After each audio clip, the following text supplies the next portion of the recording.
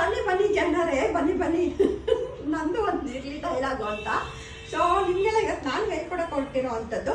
So ನೀವು ನೋಡ್ತಿದ್ದೀರಾ ನನ್ನ ಹಳೇ ಸ್ಟೈಲ್. ಅಂದರೆ ನಾನು ಬೇಸಿಕ್ ಕಲಿಬೇಕಾದ್ರೆ ನಾನು ಹೇರ್ ಕಟ್ನ ಹೆಂಗೆ ಮಾಡ್ತಿದ್ದೆ. ನಾನು ಆ್ಯಕ್ಚುಲಾಗಿ ಹೇರ್ ಕಟ್ಟಿಂಗ್ ಎಲ್ಲೂ ನಾನು ಕಲಿಯೋಕ್ಕೆ ಹೋಗಲೇ ಇಲ್ಲ. ಓನು ಟೆಕ್ನಿಕಲಿ ಮಾಡ್ತಾ ಇದ್ದಿದ್ದು. ಏನು ಮಾಡ್ತಿದ್ದೆ ಅಂತ ನಿಮ್ಗೆ ತೋರಿಸ್ಕೊಡ್ತೀನಿ ಇವತ್ತು ಬನ್ನಿ. ಸೊ ಫಸ್ಟ್ ಏನು ಮಾಡ್ತಿದ್ದೆ, ಈ ಥರ ಕ್ಲೀನಾಗಿ ಸಿಕ್ಬಿಡಿಸ್ಬಿಟ್ಟು ಕೂಮ್ ಮಾಡಿ ಈ ಥರ ಫುಲ್ಲು ವಾಟರ್ನ ಕ್ಲೀನಾಗಿ ಫ್ರೈ ಮಾಡ್ಕೊಳ್ಳೋದು. ಕಟಿಂಗ್ ಶೀಟ್ ಹಾಕ್ಕೊಳ್ಳಿ. ಮೈನು ಕಟಿಂಗ್ ಶೀಟ್ ಹಾಕೊಳ್ಳೋದು ಕೆಲಸ ಮಾಡೋಕ್ಕಾಗಲ್ಲ. ಸೊ ಯಾವಾಗಲೂ ಸೀಸರ್ನ ಈ ಆ್ಯಂಗಲಲ್ಲಿ ಇಟ್ಕೋಬೇಕು. ಬಟ್ ನನಗೇನೋ ಅನ್ಕಂಫರ್ಟಬಲ್ಲು, ನಾನು ಯಾವಾಗಲೂ ಈ ಆ್ಯಂಗಲಲ್ಲಿ ಇಟ್ಕೊಳ್ತೀನಿ. ಸೊ ಈ ರೀತಿ ಕೂಮ್ನ ಮಾಡಿ ಕ್ಲೀನಾಗಿ ಈ ಥರ ಕಟಿಂಗ್ ಶೀಟಿಗೆ ಅಂಟಿಸ್ಕೊಂಬಿಡೋದು. ಅದು ಎಷ್ಟು ಕಟಿಂಗ್ ಶೀಟ್ನ ಕಟ್ ಮಾಡಿದ್ದೀನೋ ಲೆಕ್ಕ ಇಲ್ಲ, ಬಟ್ ಅದು ನಾನು ಕಂಫರ್ಟಬಲ್ ಫೀಲ್ ಆಗ್ತಾ ಇತ್ತು. ಓಕೆ, ಈ ಥರ ಇಟ್ಕೊಂಡು ಡೀಪ್ ವ್ಯೂ ಕಟಿಂಗ್ನ ಮಾಡೋದನ್ನ ಹೆಂಗೆ ಅಂತ ನಾನು ತೋರಿಸ್ತೀನಿ. ಅಂಟಿಸ್ಕೊಬಿಡಿ ಈ ಥರ ಕಟಿಂಗ್ ಶೀಟ್ಗೆ. ತುಂಬ ಬೇಸಿಕಲಿ ಮನೆಯಲ್ಲೇ ಮಕ್ಕಳಿಗೆ ಏನಾದರೂ ಹೇರ್ ಕಟ್ ಮಾಡ್ತೀನಿ ಅನ್ನೋರಿಗೆಲ್ಲ ಆಲ್ಮೋಸ್ಟು ಎಲ್ಲ ವುಮೆನ್ಸ್ಗೂ ಯೂಸ್ ಆಗುತ್ತೆ. ಸೊ ಸಿಜರ್ನ ಈ ವೇನಲ್ಲಿ ಇಟ್ಕೊಳ್ಳಿ, ಹಿಂಗಲ್ಲ ಹಿಂಗೆ.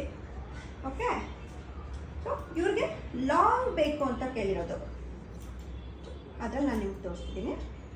ಸೊ ಕಾಣಿಸ್ತಿದ್ಯಾ? ಸ್ವಲ್ಪ ಟ್ರಿಮ್ ಮಾಡ್ಕೊಳ್ತಿದ್ದೀನಿ ಅಷ್ಟೇನೆ. ಸೊ ಈ ಕಡೆಗೆ ಬಂದ್ಬಿಡ್ತಿದ್ದೀನಿ.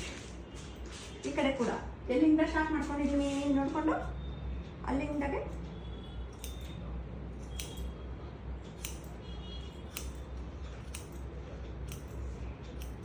ಬ್ಲ್ಯಾಕ್ ಕಲರ್ ಕಟಿಂಗ್ ಶೀಟು ಕರೆಕ್ಟಾಗಿ ಕಾಣ್ತಿದೆಯೋ ಇಲ್ವೋ ಗೊತ್ತಿಲ್ಲ.